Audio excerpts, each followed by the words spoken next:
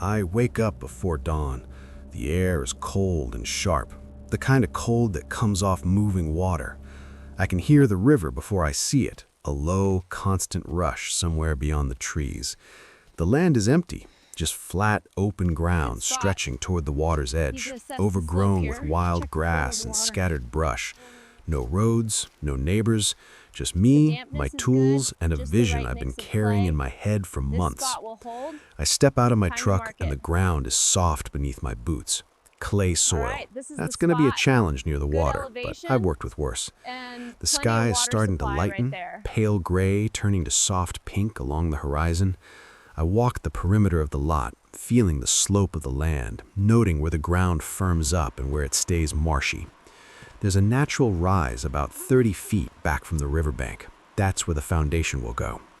I drop my first load of tools near what will become the center of the house. A shovel, a level, measuring tape, stakes and string, the essentials. I kneel down and press my palm flat against the earth. It's damp, but not soaking. Workable. I close my eyes for a moment and listen. The river, a few early birds, the wind moving through the tall grass. This is it. This is where I build. The first week is all about clearing and prep. I spend hours cutting back the overgrowth with a brush axe, the blade making a clean, rhythmic swish through the stems. Each swing sends a faint vibration up my arms. The grass falls in thick clumps, and by midday I've cleared a wide rectangle that will become the building footprint. The sun is higher now, warming my shoulders. I stop to drink water and look at what I've done. It's just bare earth, but it's the beginning. Next comes the foundation layout. I hammer wooden stakes into the ground at each corner, then run bright yellow string between them to mark the perimeter. The house will be long and low, oriented parallel to the river so every room can have a view. I check the measurements 3 times. Precision now saves problems later. The string pulls taut and level. Perfect. Digging the foundation trenches is slow, meditative work. The shovel bites into the clay with a dull, satisfying thud. I work in a steady rhythm. Dig, lift, toss. Dig, lift, toss. The pile of excavated earth grows beside me. My hands start to blister, then callous. By the end of day 3, the trenches are 2 feet deep and ruler straight. I stand in one of them, the cool clay walls rising to my knees, and feel a quiet pride. This is real now. The concrete pour happens on a clear, windless morning. I've rented a small mixer and spent the previous evening hauling bags of cement, sand, and gravel to the site. The mixer churns with a low, grinding hum. I shovel the wet concrete into the trenches, working quickly before it starts to set. The smell is sharp and mineral. I smooth the surface with a trowel, checking the level constantly. The foundation has to be perfect. Everything else depends on it. While the concrete cures, I turn my attention to materials. I've sourced reclaimed steel beams from a demolished warehouse across the state. Massive I-beams with a beautiful industrial patina. They arrive on a flatbed truck, and I spend an entire afternoon unloading them with a rented crane, guiding each beam into place with hand signals. The metal is cold and heavy, and when 2 beams touch, they ring like a low bell. Framing begins on day 12. I bolt the steel beams to the foundation, creating the skeleton of the house. Each connection requires drilling, aligning, and torquing bolts until my forearms burn. But the structure rises quickly. By sunset, the main frame is up, a geometric grid of dark steel against the orange sky. I step back and see it as a shape, not just a plan. It's gonna be beautiful.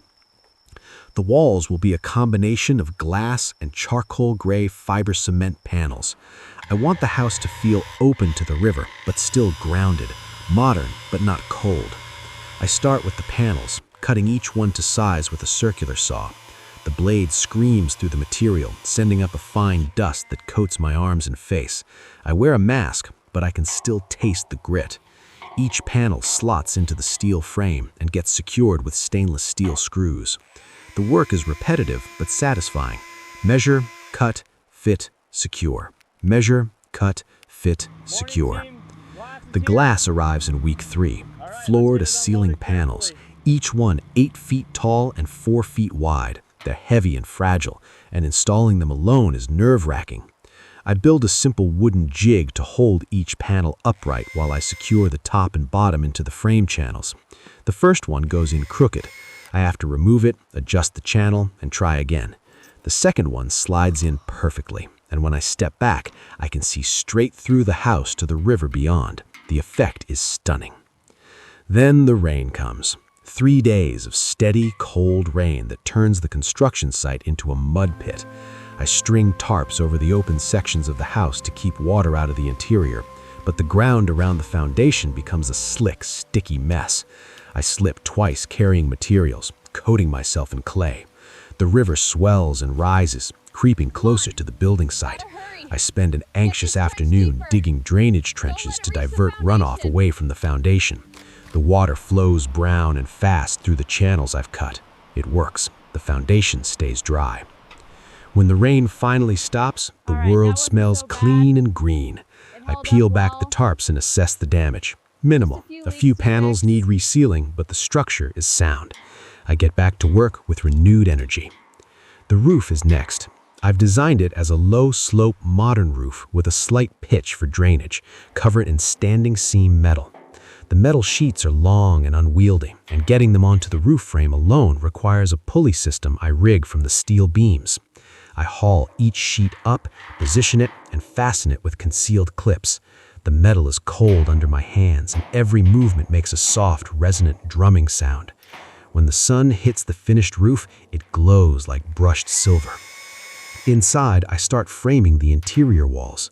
The house will be open plan, a large living area that flows into the kitchen with a bedroom and bathroom tucked into the back.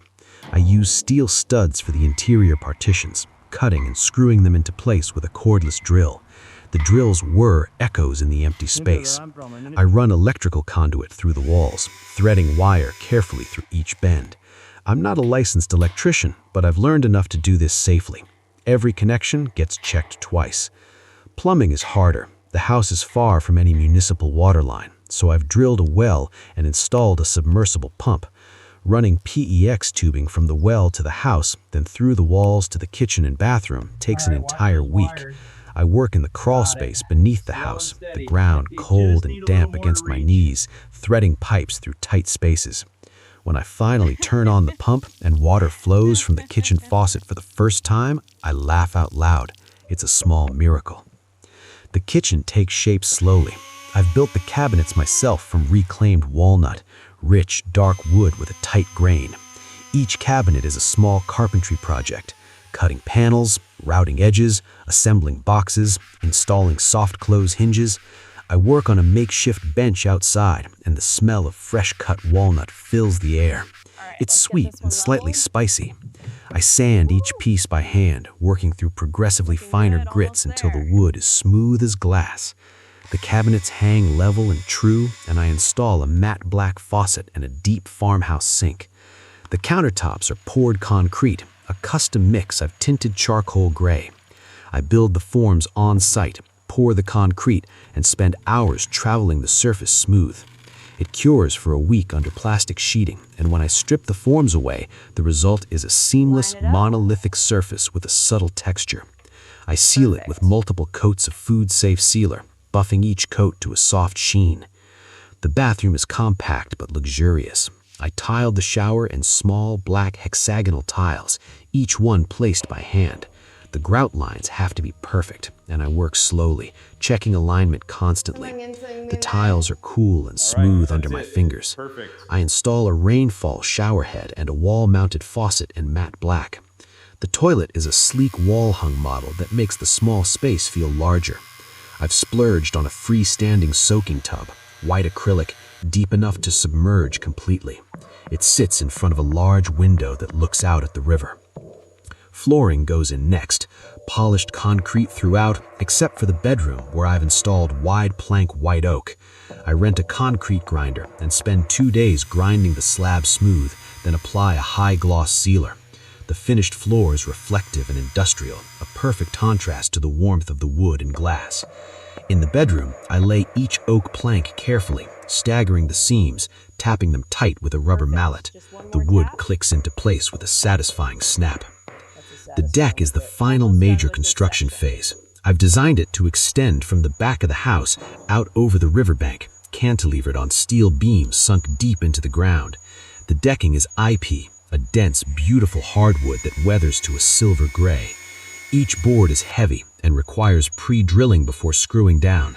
I work in the late afternoon sun, the river just a few feet below me, and the rhythmic drilling and screwing becomes almost hypnotic. When the deck is finished, it feels like the house is floating over the water. I add a glass railing, frameless panels that don't interrupt the view. Installing them requires absolute precision. Each panel slots into a base channel and gets capped at the top. I tighten the set screws carefully, checking that each panel is plumb.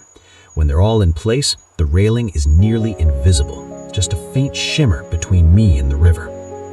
The infinity pool is an indulgence, but it's the